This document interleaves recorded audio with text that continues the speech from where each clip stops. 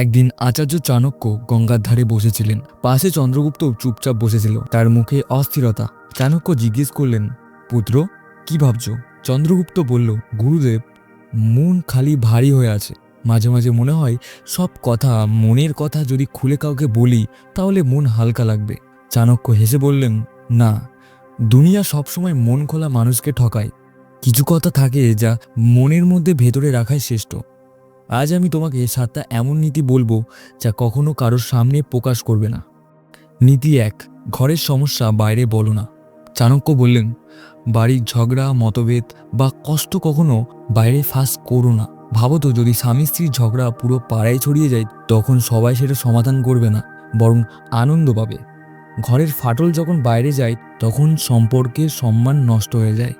তাই ঘরের সমস্যা ঘরেই মিটাও, কারণ বাইরের পৃথিবী তোমায় সেই ক্ষত জায়গায় ওষুধ দেয় না, বরং সেই জায়গায় লবণ ছেটায়। নীতি 2, অর্থ ও সম্পদ প্রকাশ করো না। তোমার আয়, তোমার সঞ্চয় বা ধন সম্পদ যত গোপন থাকবে ততই নিরাপদ থাকবে। একজন রাজা সবার সামনে তার রত্ন, সোনা দানা সবই দেখিয়েছিল, আর তার ফলে কি হলো? কিছুদিন পর তার শত্রুরা সেটাই লুট করে নিল। মানুষের লোভ কখনো শেষ হয় না। যদি তারা তোমার আয়ের খবর পায়, কেউ সাহায্যের নামে ভিড় করবে, কেউ ইস্টায় পড়বে। তাই অর্থকে যেমন সিন্ধুকে রাখো, খবরকেও তেমন লুকিয়ে রাখো।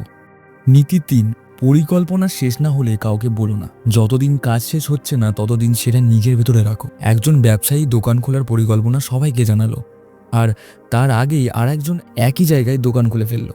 চিন্তা হলো বীজের মতো, যদি সেটা আগে ভাগে দেখাও, অন্য কেউ সেই বীজ নিয়েই ফল তুলে নেবে। তাই পরিকল্পনা লুকিয়ে রাখো, আর কাজ হয়ে গেলে সবাইকে দেখাও। নীতি 4, দুর্বলতা কাউকে বলো না। মানুষ তখনই পাশে থাকে যখন তোমার শক্তি তাদের কাজে লাগে। যদি তুমি নিজের ভয় বা কষ্ট প্রকাশ করো, অনেকেই সেটা ব্যবহার করবে তোমাকে আঘাত করতে। এক যোদ্ধা তার বন্ধুকে বলেছিল, আমি তীর ভয় পাই। যুদ্ধের দিন সেই বন্ধু শত্রুকে ইঙ্গিত দিল, আর প্রথম আঘাত তীর দিয়ে হলো। তাই দুর্বলতার শক্তি তখনই যতদিন সেটা শুধু তোমার জানা থাকে। নীতি 5, দান করলে প্রচার করো না। দান হলো পুণ্য, কিন্তু সেটা যদি সবাইকে জানাও তবে সেটা অহংকারে পরিণত হয়। একজন রাজা গর্ব করে বলল, আমি 100 গরু দান করেছি। রাতে স্বপ্নে এক ঋষি বললেন, তুমি দান করনি, তুমি প্রদর্শনী করেছ। যা নিঃশব্দে আলো ছাড়াই যদি সেটা ঘোষণা করো, তবে আলো স্নান হয়ে যায়। নীতি 6, অপমান ও পরাজয়ের গল্প বারবার বলো না। জীবনে হার সবার হয়, কিন্তু যারা প্রতিদিন বলে আমি হেরেছি, তাদের প্রতি মানুষ করুণা নয়, তুচ্ছতায় দেখায়। এক যোদ্ধা প্রতিটি গ্রামে গিয়ে নিজের পরাজয়ের গল্প করত, আর শেষে মানুষ অপেক্ষা করত তার আবার হারের জন্য। তাই যদি অপমান পাও, সেটা শক্তিতে পরিণত করো, মুখে আওয়াজ করো না। সত্যিকারের বিজেতা সেই যে চুপচাপ পড়ে গিয়েও আবার উঠে দাঁড়ায়।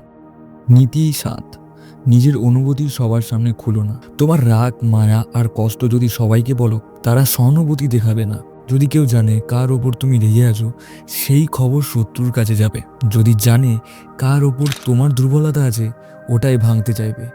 অনুভূতি হলো টাকার মতো, যদি সবাই দেখে তবে তার দাম কমে যায়, কিন্তু ভেতরে লুকিয়ে রাখলে সেটা শক্তি হয়।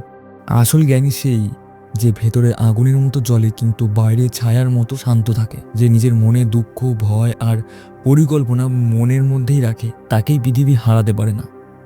বন্ধুরা, আজকের শিক্ষা একটাই, এই 7টা কথা গোপন রাখো, তাহলেই জীবন হবে শান্ত, শক্তিশালী আর সফল। যদি ভিডিওটি ভালো লেগে থাকে তাহলে অবশ্যই লাইক, কমেন্ট